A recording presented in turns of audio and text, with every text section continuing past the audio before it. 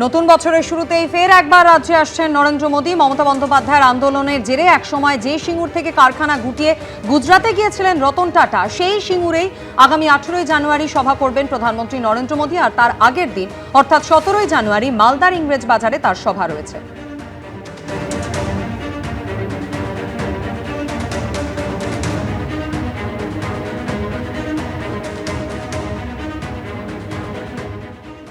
যতবার ওনাকে আর অমিত শাহকে বাংলার মানুষ দেখবেন ততবার ওনাদের মনে পড়বে এই লোকগুলো আমাদের বকেয়া দেয়নি, টাকা দেয়নি, বাংলাকে অপমান করেছে, বাঙালিকে অপমান করেছে, এসআইআর এর নাম করে লাইনে দাঁড় করিয়ে রেখেছে, বাংলা ভাষা বললে বাংলাদেশে পাঠিয়েছে, অন্য রাজ্যে পিটিয়ে মেরেছে।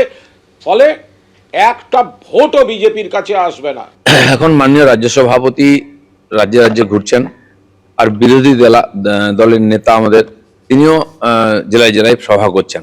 তো জানুয়ারি মাসে সমস্ত জেলাতেই কোনো না কোনো নেতা সভা করে নেবেন।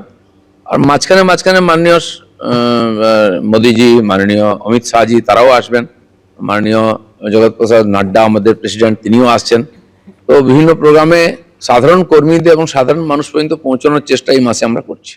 এদিকে ডোনাল্ড ট্রাম্পের মুখে ফের একবার নরেন্দ্র মোদীর নাম। আমায় নিয়ে খুশি নন প্রধানমন্ত্রী মোদী। তেলের উপর শুল্ক আরোপের কারণে বর্তমানে মোদী আমার উপর অখুশি, এমনটাই মন্তব্য করেছেন আমেরিকার প্রেসিডেন্ট ডোনাল্ড ট্রাম্প। দিন কয়েক আগে ভারতের তাকে খুশি করা গুরুত্বপূর্ণ বলে জানিয়েছিলেন আমেরিকার প্রেসিডেন্ট। রাশিয়ার থেকে তেল কেনা চালিয়ে গেলে আগামীতে ভারতের উপর আরও শুল্ক চাপানোর হুমকি দিয়েছিলেন তিনি। শুল্ক হুমকির পাশাপাশি ভারতের সামনে অ্যাপাচে হেলিকপ্টারের প্রসঙ্গও ঝুলিয়ে রেখেছেন ডোনাল্ড ট্রাম্প। অ্যাপাচে হেলিকপ্টারের জন্য 5 বছর ধরে অপেক্ষা করে আছে ভারত, মন্তব্য করেছেন Donald Trump.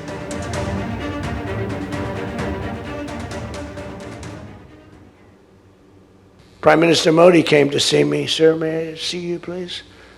Yes, I have a very good relationship with him. He's not that happy with me because, you know, they're paying a lot of tariffs now because they're not doing the oil, but they are. They've now reduced it very substantially, as you know, from Russia.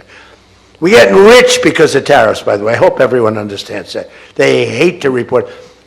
We're going to have over $650 billion poured into our country or coming in shortly because of tariffs. আজ 7ই জানুয়ারি নন্দীগ্রাম শহীদ স্মরণ দিবস। একদিকে তৃণমূল কংগ্রেস আর অন্যদিকে কিছুটা দূরে বিজেপির পক্ষ থেকে আজকের এই দিনটিকে স্মরণ করা হলো।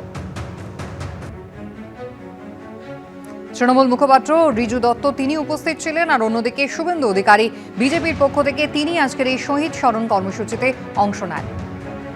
2007 সালে 7ই জানুয়ারি নন্দীগ্রামে যে ঘটনা ঘটে তারই প্রেক্ষিতে 2008 সাল থেকে এই শহীদ স্মরণ দিবস পালন করে আসছে তৃণমূল কংগ্রেস। তৃণমূলের পাশাপাশি বিজেপিও আজকে শহীদ স্মরণ কর্মসূচি পালন করলো। ঠিক তৃণমূল কংগ্রেসের যে অনুষ্ঠানের যে অংশ সেখান থেকে 200 মিটার দূরে বিজেপি আজকে তাদের শহীদ স্মরণ করলো। উপস্থিত ছিলেন শুভেন্দু অধিকারী। নন্দীগ্রামে শহীদ স্মরণ দিবস কর্মসূচিতে আজকে বিরোধী দলনেতা শুভেন্দু অধিকারী তিনি উপস্থিত। সকাল সকাল মমতা বন্দ্যোপাধ্যায়ের উদ্দেশ্যে আক্রমণ জানিয়েছেন নন্দীগ্রামের এই মঞ্চ থেকে। 2008 থেকেই শহীদ তর্পণ দিবস পালন করেন। আগামী দিনে প্রকৃত পরিবর্তন এলে নন্দীগ্রামের মানুষ খুশি হবেন, এমনটাই বলছেন শুভেন্দু অধিকারী। মমতা বন্দ্যোপাধ্যায় 1,08,000 ভোট পেয়েছেন, কিন্তু নন্দীগ্রামে একদিনের জন্য আসেননি। কি বললেন দেখুন। আমরা 2008 সাল থেকে এই দিনটি উদযাপন করি। অনেক বাধা বিপত্তির মধ্য দিয়ে আমরা শুরু করেছিলাম। আগামী দিনে নিশ্চয়ই যে কথা দেবাশিস ভাই বলছিল প্রকৃত পরিবর্তন, সেই প্রকৃত পরিবর্তন এলে এই পরিবারগুলি সামগ্রিকভাবে এলাকার মানুষ তারা শান্তি পাবে, তারা খুশি হবে। এই আন্দোলনে সবচেয়ে বড় বেনিফিশিয়ারির নাম কি? সবচেয়ে বড় বেনিফিশিয়ারির নাম হলো এই রাজ্যের মুখ্যমন্ত্রী মমতা বন্দ্যোপাধ্যায়। সবচেয়ে বড় বেনিফিশিয়ারি। আপনি যদি নিজের দলের মুখ্যমন্ত্রী হতেন, আপনার জনপ্রিয়তা হতেন, তাহলে 2001 সালে আপনি মুখ্যমন্ত্রী হতেন। আর নন্দীগ্রামের জন্য আপনি মুখ্যমন্ত্রী হয়েছেন, তাই আপনাকে 13 বছর অপেক্ষা করতে হয়েছে 98 সাল থেকে 2011 সাল। আপনি 1,08,000 ভোট পেয়েছেন। একদিন নন্দীগ্রামে আসেননি গত 5 বছরে। নন্দীগ্রামের মানুষের খোঁজ নেননি, আপনি তাদের খবর রাখেননি। উল্টে কি করেছেন, আন্দোলনের নেতাদের নামে কেস তুলে দিয়েছিলেন। করেন তো নেই কিছু, আরো আন্দোলনের সঙ্গে যারা ছিল প্রত্যেককে আপনি বিপদে ফেলে দিয়ে চলে গেছেন। আজ নন্দীগ্রামে শহীদ স্মরণ দিবস পালন করল তৃণমূল এবং বিজেপি। একদিকে তৃণমূলের পক্ষ থেকে মোমবাতি মিছিল, অন্যদিকে বিজেপির পক্ষ থেকেও আলাদা কর্মসূচি পালিত হয়, যেখানে উপস্থিত ছিলেন বিরোধী দলনেতা শুভেন্দু অধিকারী। তিনি যেভাবে মুখ্যমন্ত্রী মমতা বন্দ্যোপাধ্যায়কে আক্রমণ করেছেন আপনারা শুনলেন, পাল্টা শুভেন্দু অধিকারীকে আক্রমণ করেছেন তৃণমূল কংগ্রেসের মুখপাত্র রিজু দত্ত। বলছেন নন্দীগ্রামের মানুষকে বোকা বানিয়েছেন শুভেন্দু, নন্দীগ্রামের মানুষ চাইছেন শুভেন্দু অধিকারী নামক পাপের থেকে মুক্তি। আর কি বলেছেন শোনাবো। দেখুন, নন্দীগ্রামের মানুষকে বোকা বানিয়ে এক বাটপার লোডশেডিং করে এই শহীদ যারা নিজেদের আত্মবলিদান দিয়েছেন নন্দীগ্রামের মাটির জন্য, তাদের লাশের ওপর দাঁড়িয়ে এখন বিধায়ক হয়েছে, বিরোধী দলনেতা হয়েছে। নন্দীগ্রামের মানুষ 5 বছর ধরে খুব ভুগেছে, খুব কষ্টে আছে। তাদের মনের কথাটা আমি শুধু স্টেজে বলেছি। নন্দীগ্রামের মানুষ চাইছে যাতে নন্দীগ্রাম পাপ মুক্ত হয়, আর সে পাপের নাম শুভেন্দু অধিকারী।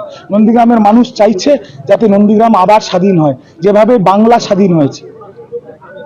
আর আগামী 2026-এর যে বিধানসভা 3 মাস বাদে হবে, সেই বিধানসভায় আমি আপনাকে দায়িত্ব নিয়ে বলছি, নন্দীগ্রামের মানুষ প্রতিজ্ঞাবদ্ধ যে তারা এই বাটপারকে ছুঁড়ে ফেলে দেবে।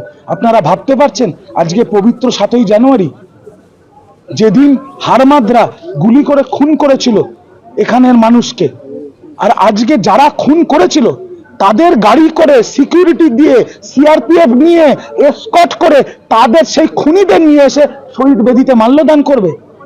এর থেকে বড় অপমান কিছু আছে শহীদদের? নন্দীগ্রামে ভূমি উচ্ছেদ প্রতিরোধ কমিটির ব্যানারে শহীদ স্মরণ সভা তৃণমূল কংগ্রেসের। সকালে ভাঙাবেড়া ব্রিজের কাছে মোমবাতি মিছিল করে শাসক দল। মিছিলের পর শহীদ বেদিতে তারা মাল্যদান করেন। স্থানীয় তৃণমূল নেতৃত্বের সঙ্গে ছিলেন দলের মুখপাত্র রিজু দত্ত।